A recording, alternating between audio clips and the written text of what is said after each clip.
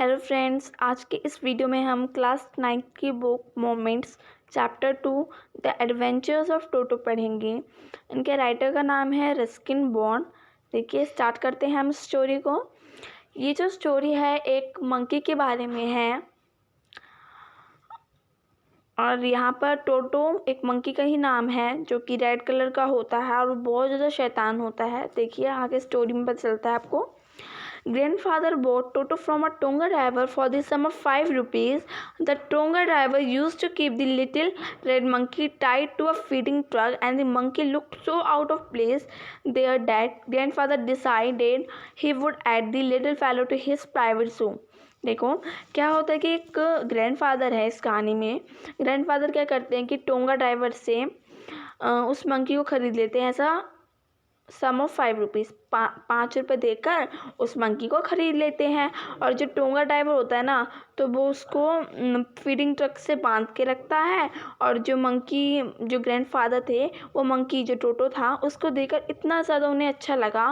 वो इतना प्यारा सा था, सो मच प्रीटी था वो। तो उन्होंने डिसाइड करा कि मैं इसे ख़रीद लूँगा और अपने प्राइवेट ज़ू में इसको ऐड कर लूँगा, क्योंकि उन्हें एनिमल को एज अ पेट रखना ज़्यादा पसंद था, बहुत पसंद करते थे। तो इसलिए उन्होंने एक प्राइवेट ज़ू भी बना रखा था।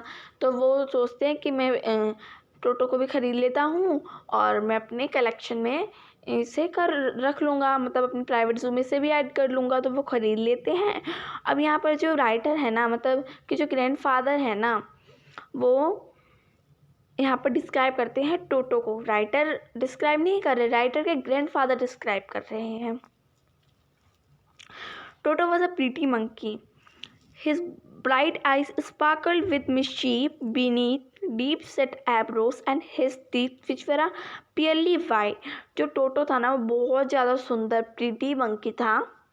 और जो उसकी आंखें थी ना, उसकी आंखों में ऐसी चमक थी जिससे कि पता चलता था कि टोटो कितना ज़्यादा शरारती है।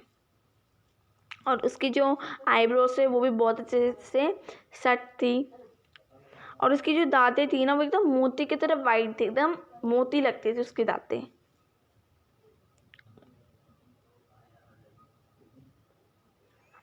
और एक बार क्या होता है कि वो ऐसे स्माइल देता है टोटो। एक एंग्लो इंडियन लेडीज जो होती है ना, वो बहुत ज़्यादा डर जाती है टोटो से। और वो क्योंकि इतनी अजीब तरह से वो स्माइल दे रहा होता है कि वो डर जाती हैं ladies. But his hands look died up. लेकिन जो उसके हाथ थे ना, बहुत ज़्यादा ड्राई थे, मतलब सूखे सूखे से जैसे कि as through they had been pickled in the sun of many years. जैसे कि अगर हम आम को, जो आम होता है, जैसे हमें पिकल बनाना रहता है, तो हम उसे सुखा देते तो वो कितना पल्पी सा हो जाता है। तो उसी तरह ऐसा लगता है कि उसने कितने साल से अपने हाथ को धूप में रख रखा है और इससे उसके हाथ सूख गए हैं, इतने ड्राई थे उसके हाथ। Yet his fingers were quick and wicked. उसकी जो फिंगर्स थी वो पतली थी और विक्ड भी थी। At his tail, और जो उसकी पूंछ थी ना, मतलब उसकी जो टेल थी ना, वो एज अ थर्ड हैंड, मतलब हाथों से तो वो करता ही था, लेकिन उसका टेल जो था वो बहुत ज़्यादा उसे हेल्प करता था। एज अ थर्ड हैंड वो मानता था अपने टेल को। और while adding to his good looks, grandfather ये मानते थे कि जो टेल होता है ना, वो एनिमल्स की सुंदरता को और भी ज़्यादा बढ़ा देता है। ऑल्सो सब एज अ थर्ड हैंड में, जैसे कि आपको बताया कि जो टोटो था ना, वो अपने टेल को एज अ थर्ड फिंगर या हैंड मानता है। He could use it to hang from a bench, and it was capable of scooping and delicing that might be out each of his hands. और वो क्या करता था कि जैसे मंकी होते हैं, शरारती होते हैं, तो वो अपनी पूंछ से उल्टा लटक जाता था ब्रांचेस पे और ऐसे खेल कूद करा करता था अपने टेल की हेल्प से।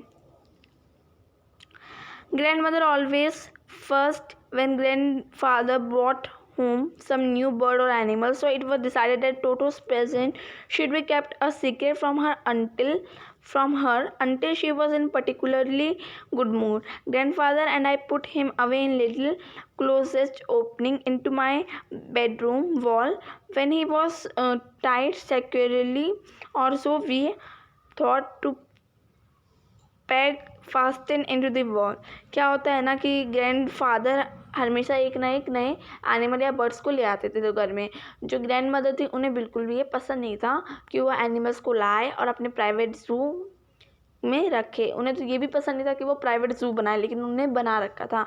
तो इसलिए जो ग्रैंडफादर थे और जो राइटर थे रस्किन बॉन्ड, जिन्होंने लिखा है, जो राइटर थे और ग्रैंडफादर थे, तो उन्होंने डिसाइड किया कि ये चीज़ हम सीक्रेट रखेंगे अब ग्रैंड मदर से। जब तक उनका मूड अच्छा ना हो तब तक हम ये बात उन्हें नहीं बताएंगे। अगर हम बताएंगे तो वो बहुत गुस्सा करेंगी। तो ऐसा ही होता है, वो दोनों नहीं बताते हैं। वो राइटर के कमरे में ले जाते हैं, एक बेडरूम के वॉल कोने से वॉल मतलब ऐसा कप बोर्ड में वो रख देते हैं मंकी को। वहीं पर वो मंकी रहता है। A few hours later, when grandfather and I came back to release Toto, we found that the walls, which had been covered with some ornamental paper chosen by grandfather, now stood out as necked brick and plaster. The peg in the wall had been wrenched from its socket, and my school blazer, which had been hanging tree, was in shreds. I wondered what grandmother would say, but grandfather didn't worry. He seemed pleased with Toto's performance.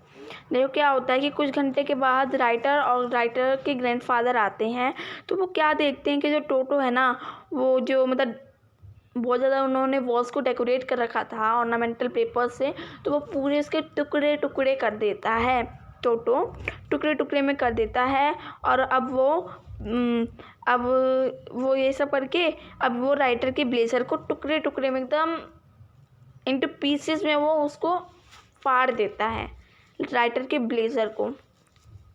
लेकिन writer कहते हैं कि मैं ये देखकर बहुत ज़्यादा हैरान हो गया था कि जो ग्रैंडफादर हैं उन्होंने कुछ भी नहीं कहा और उन्हें कोई चिंता भी नहीं हुई। और मुझे तो ऐसा लग रहा है कि ग्रैंडफादर बहुत ज़्यादा उनके टोटो के परफॉर्मेंस से बहुत ज़्यादा खुश हो गए हैं।